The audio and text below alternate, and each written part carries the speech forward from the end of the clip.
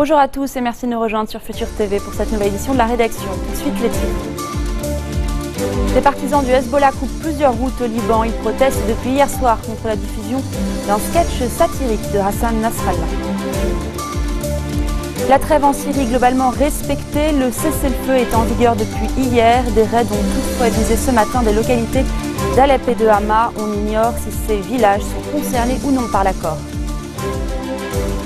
Les réformateurs sur le point de remporter les 30 sièges à Téhéran. Selon des résultats quasi définitifs communiqués dimanche, la liste Espoir est en tête dans la capitale iranienne. La route de Chouefat-Kfar Shima a été coupée ce dimanche par des partisans du Hezbollah. Aujourd'hui encore, ces derniers ont protesté contre un sketch satirique de Hassan Nasrallah, une caricature du chef du Hezbollah que la chaîne MBC a décidé de diffuser. Un peu plus tôt, ils ont également brièvement coupé la route Tal Abayashtora. Et hier soir, des dizaines de partisans ont exprimé leur colère dans des rues de Msharafiyeh, dans la banlieue sud de Beyrouth.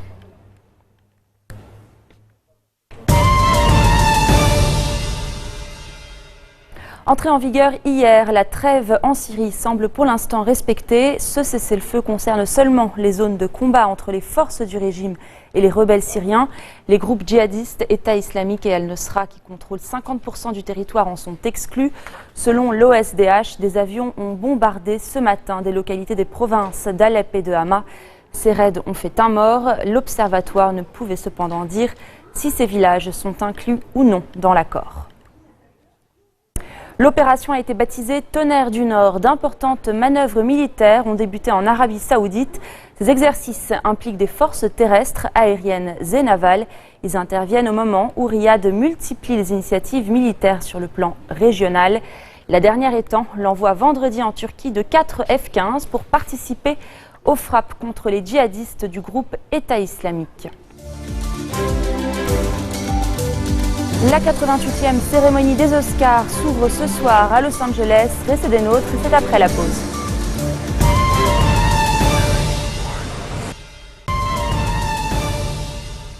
En Iran, les réformateurs sont sur le point de remporter les 30 sièges à Téhéran. Il y a 2 jours, près de 60% des électeurs ont voté pour renouveler le Parlement et l'Assemblée des experts. Selon des résultats quasi définitifs communiqués dimanche, la liste Espoir est en tête dans la capitale. Elle comprend des réformateurs et modérés partisans du président Rouhani. Il pourrait rafler la mise à l'Assemblée des experts, l'instance chargée de nommer le guide suprême. Autre élection aux États-Unis, Hillary Clinton a remporté haut la main la primaire de Caroline du Sud. Une victoire que la candidate doit largement au vote des Afro-Américains. Le récit de Nabia Marloufi. Une arrivée triomphale pour Hillary Clinton, la même où il y a 8 ans c'était Barack Obama qui l'avait supplantée. Cette victoire, elle le sait, elle la doit d'abord à l'électorat noir, majoritaire dans l'État de Caroline du Sud.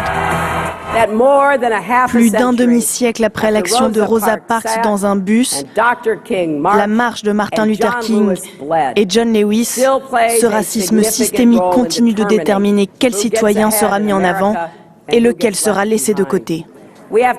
Nous devons considérer davantage les populations de couleur. Notre justice et notre politique d'immigration doivent être réformées. Fair play, Bernie Sanders a su reconnaître sa défaite. Laissez-moi dire un petit mot.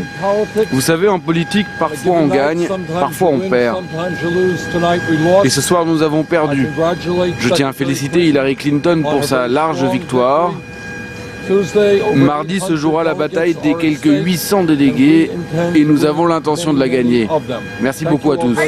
Le Super Tuesday se tiendra justement ce mardi 1er mars, une étape cruciale vers l'investiture pour la présidence de novembre, puisque ce jour-là, 11 États seront amenés à faire leur choix. Également en Irlande, ce scrutin est une défaite pour la coalition sortante dont le Premier ministre a reconnu l'échec. Les résultats définitifs ne sont pas encore connus, mais une chose est sûre, la formation d'un nouveau gouvernement devrait prendre du temps. Clément Bonnereau. L'Irlande, plongée dans l'incertitude. D'après les premiers sondages sortis des urnes, la coalition sortante pourrait ne pas se maintenir au pouvoir. Le Premier ministre irlandais a reconnu sa défaite, mais selon lui, il est encore trop tôt pour prendre des décisions.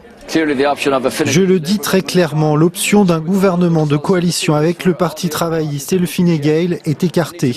Nous ne connaissons toutefois pas encore les résultats et les chiffres définitifs des autres partis. J'ai besoin de les connaître avant de décider quelle est la meilleure chose à faire en tant que Premier ministre. Le Fine Gael et le Parti travailliste pourraient perdre jusqu'à 40 sièges au Parlement. Impossible donc de former une majorité qui requiert 80 sièges. Les électeurs semblent s'être tournés en masse vers les partis anti-austérité. Le Sinn Féin pourrait ainsi voir son nombre de députés doubler. Avec un paysage politique morcelé, aucun parti ne semble en mesure de gouverner. L'Irlande fait donc face à une impasse. Soit le gouvernement organise de nouvelles élections en l'absence de majorité au Parlement, soit les deux partis rivaux historiques, le Fine Gael et le Fianna Fáil, acceptent de former une coalition. À eux deux, ces deux partis qui se succèdent au pouvoir depuis 1932 pourraient avoir une majorité. À l'heure actuelle, si on regarde les tendances nationales, l'option la plus probable est une grande coalition regroupant le Fianna Fáil et le Fine Gael. À eux deux, ces partis pourraient avoir assez de sièges pour former une majorité, peut-être pas une large majorité, mais une majorité suffisante pour gouverner. La proclamation des résultats définitifs pourrait prendre encore quelques jours. Pour le moment, seul un quart des sièges au Parlement ont été répartis. Jetons un coup d'œil à présent sur le mois de la francophonie au Liban qui a commencé. La comédienne Clotilde Courreau et le musicien libanais Ziad Al-Ahmadieh ont offert une lecture musicale, une adaptation en musique du roman graphique de Lamia Ziadé. C'était ce week-end au Théâtre Montaigne de l'Institut français. La douleur est grande, loin de son... Quand un nudiste libanais et une actrice française se rencontrent sur scène, ça donne ça. La plupart des chansons parlent de l'amour du Liban. Vous vous souvenez? L'expérience était merveilleuse parce que Clotilde est une lectrice et une actrice très professionnelle. En fait, on s'est seulement entraîné 2 fois. Elle est arrivée il y a 2 jours et on s'est rencontrés 2 heures hier, c'est tout. C'est ça qui est intéressant aussi dans la lecture musicale, c'est que ce n'est pas un spectacle il est créé ici au Liban, pour le Liban, mais il est sur un fil. C'est pas un spectacle qui aura été répété, finement découpé. C'est comme la vie est aujourd'hui, sur un fil. Le spectacle met en voix et en musique le texte de Lamia Ziadé. Dans Nuit aux mes yeux, l'auteure libanaise fait parler les légendes de la chanson arabe. Asmahan, Kulsoum et bien sûr Férouz. C'est un concert d'une tristesse extrême et un triomphe absolu. J'ai trouvé que c'était très bien ce soir, très bien interprété. Elle a bien compris, Clotilde Courreau a bien su rendre l'atmosphère de ce livre et le oud était magnifique. Chaque chose garde à la fois sa force propre et puis se mélange ou se féconde avec les deux autres. Et c'est quelque chose de très vivant. Moi, je trouve que c'est une très belle manière d'introduire au mois de la francophonie. Je trouve que c'est très important d'avoir un vrai mois de la francophonie, non pas simplement basé sur la littérature et sur le mot, mais beaucoup plus sur l'échange. Ce soir, le charme de la francophonie semble bel et bien avoir opéré, quand au bout d'1 heure de spectacle, les vocables de la langue de Molière cèdent la place au célèbre refrain.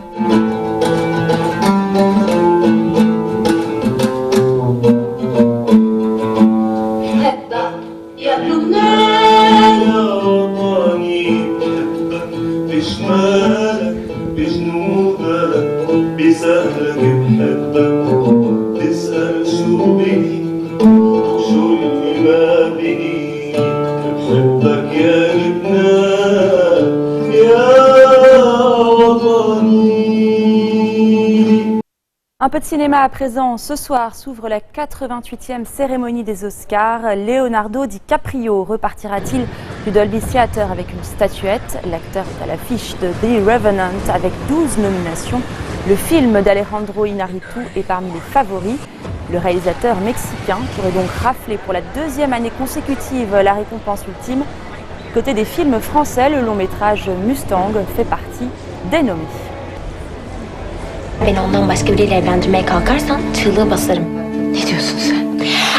La joie de vivre de ces 5 sœurs en rébellion contre leur famille et la société rurale de Turquie poursuit son fabuleux destin. Déjà primé pour la quinzaine des réalisateurs à Cannes, tout juste auréolé de 4 Césars, Mustang pourrait bien créer la surprise aux Oscars, où il représente la France. Donc c'est la France qui a misé sur nous, donc c'est une grosse responsabilité, vraiment. Le film franco-turc se distingue des 4 autres nommés beaucoup plus sombres et d'abord du favori hongrois, Le Fils de Saul. Un film très dur sur la Shoah, l'histoire d'un déporté juif hongrois qui se retrouve à devoir brûler et disperser les cendres de ses co-détenus jusqu'à ce qu'il croie reconnaître son fils mort. Grand prix du Festival de Cannes, déjà sacré dans la catégorie meilleur film étranger aux Golden Globes il y a 6 semaines. Les Oscars, c'est super, parce que cela permet au film d'être vu par un grand nombre de personnes, dans un grand nombre de pays.